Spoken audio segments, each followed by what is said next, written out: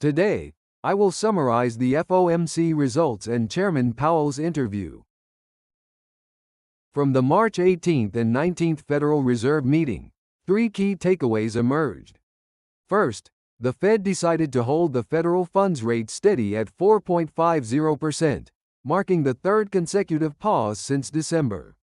Second, it significantly reduced its quantitative tightening pace, lowering monthly Treasury runoff from $25 billion to just $5 billion.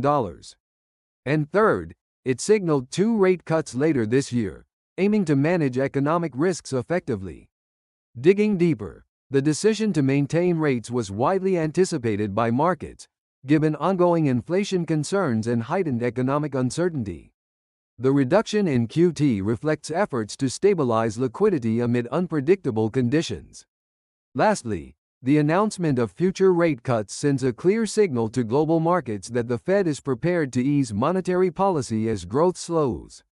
In its updated projections, the Fed revised U.S. GDP growth for 2025 down to 1.7%, while raising PCE inflation, or personal consumption expenditures inflation, expectations to 2.7%.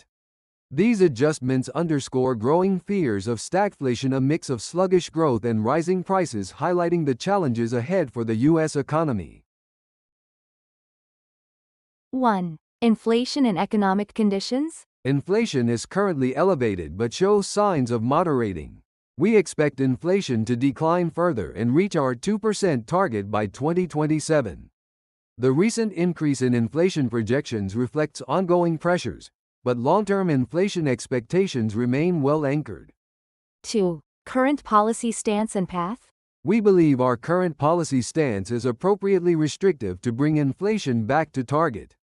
Future adjustments will depend on incoming data, and we are prepared to act if economic conditions warrant. 3. Tariff policies, or Trump tariffs? Inflation is beginning to rise, partly in response to tariffs. However, we view this as a potentially transitory phenomenon if tariff-related inflation proves temporary. It may be appropriate to look past it without adjusting monetary policy. Thanks for tuning in.